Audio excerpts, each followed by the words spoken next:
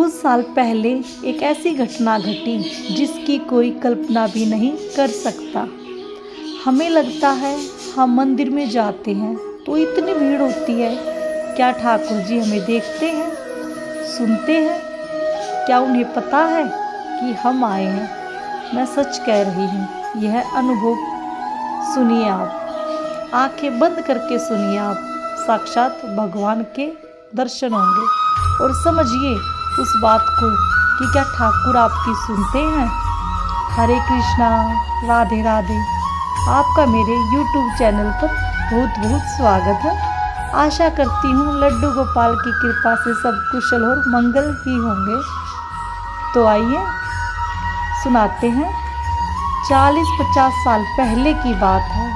भक्तिमती बिमला, जो कि पंजाब की रहने वाली थी, ठाकुर जी की अनन्य भक्त, वृंदावन में ही रहने लगी। भगवान से बेहद प्यार करती थी।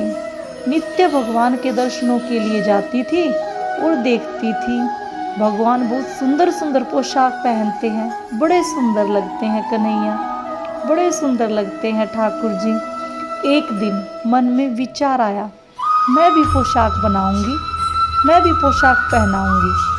और गोस्वामी जी से कहा, गोस्वामी जी अगली शरद पूर्णिमा पर मैं भी एक पोशाक लेकर आऊंगी, खुद से बना करके आप ठाकुर जी को पहनाइएगा। आप लिख लीजिए कि उस दिन पोशाक ठाकुर जी मेरी ही पहनेंगे। तो गोस्वामी जी ने कहा, ठीक है माता, आप ले आना, वही पोशाक पहनाऊंगा। बस फिर क्या था, बड़ी खुशी हुई। मंदिर से घर की तरफ वापस गई, सामान जुटाया। पोशाक बनाने में जो जो सामान लगता था लेकर आई। अब पोशाक की तैयारी शुरू हो गई थी। पूरे दिन में समय निकालकर कभी 10 मिनट, कभी 15 मिनट, कभी आधा घंटा, कभी पूरा पूरा दिन पोशाक में लगी रहती।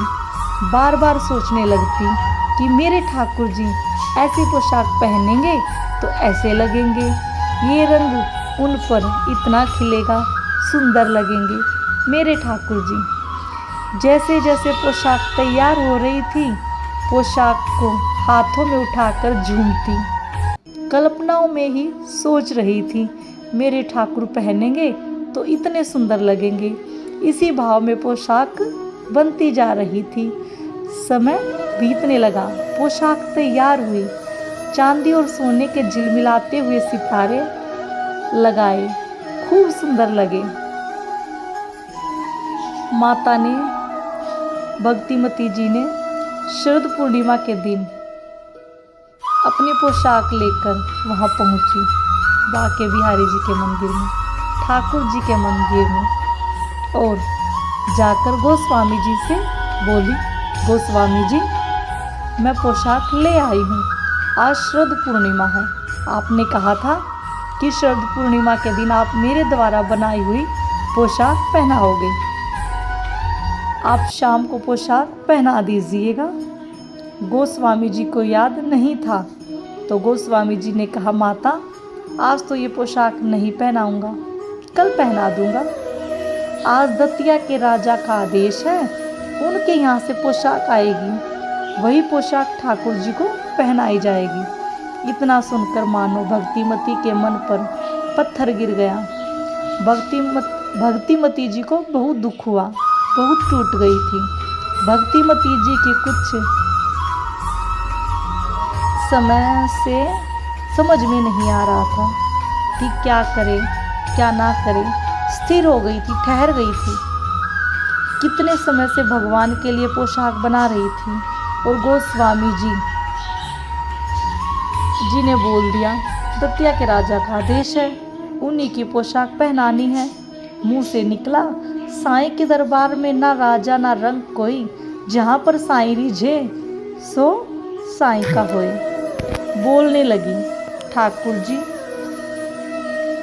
जी को, तू कैसा प्रेम की मूर्ति है रे, तुझे प्रेम दिखाई नहीं देता? बड़े प्रेम से पोशाक बनाई है तेरी, एक एक तार खुद से डाला है, सारे सितारे खुद से लगाए हैं, इतने दिन से सोच रही थी, तू पहनेगा तो ऐसा लगेगा, बहुत सुंदर लगेगा। तू मूर्त बनकर बैठा है, तुझे प्रेम दिखाई नहीं देता।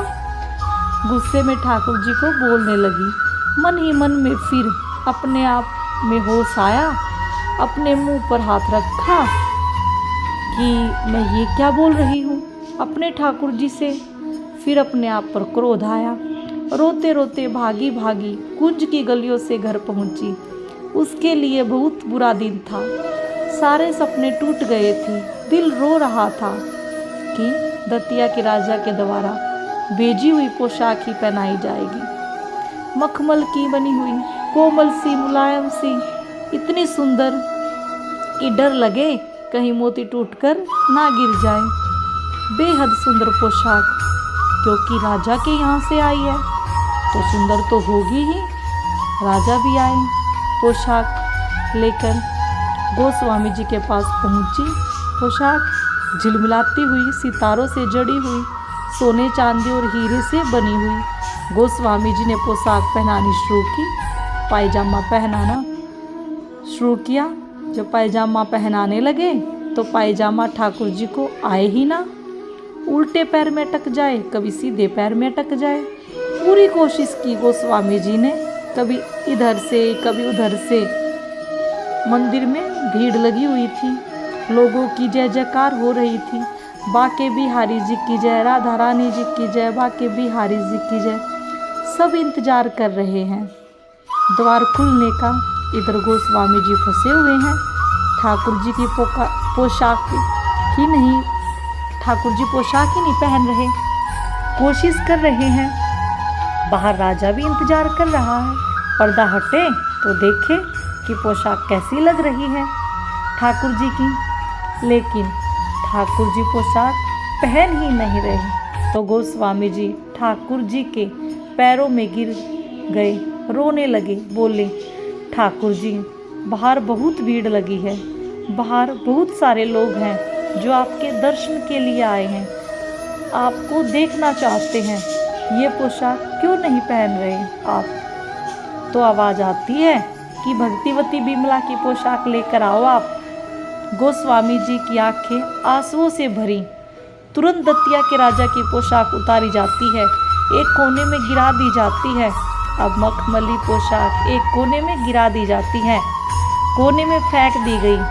अब पोशाक आई माता की, भगवती की पोशाक आई, ठाकुर जी को पहनाई गई।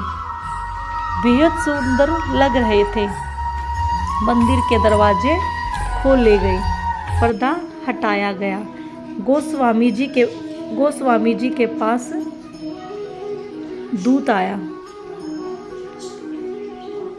गोस्वामी जी राजा के पास गए और राजा ने कहा, मैंने जो पोशाक बनवाई थी वो तो आपने नहीं पहनाई। मुझे पता है, मेरी पोशाक तो बहुत सुंदर थी और मैंने दूत को, कारीगरों को बोला था कि पोशाक जो है वो बहुत सुंदर होनी चाहिए, तो आपने क्यों नहीं पहनवाई? तो गोस्वामी जी ने बड़े प्यार से कहा कि पोशाक छोटी रह गई। राजा चिल्लाया अपने सेवकों पर कि कारंदी को बुलाया जाए। तो गोस्वामी जी ने कहा कि कारंदी की कोई गलती नहीं है, गलती है तो आपकी है, कोई तो गलती आपने की है।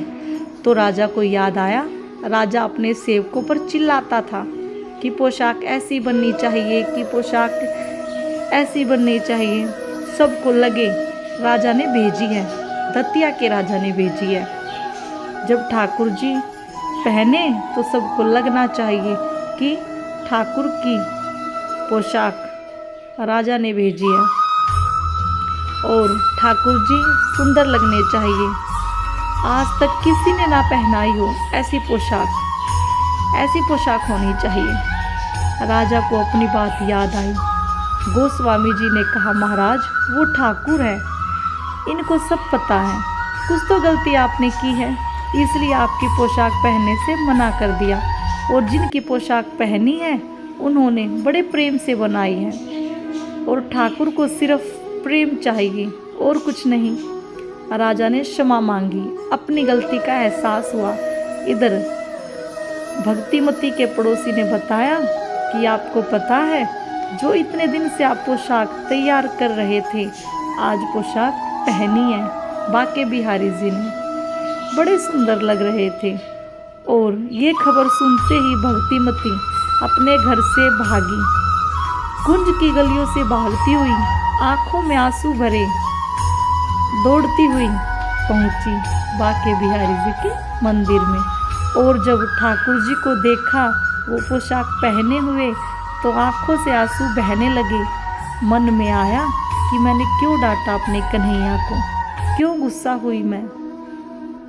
अपने ठाकुर जी से कितना प्रेम करते हैं मेरे से।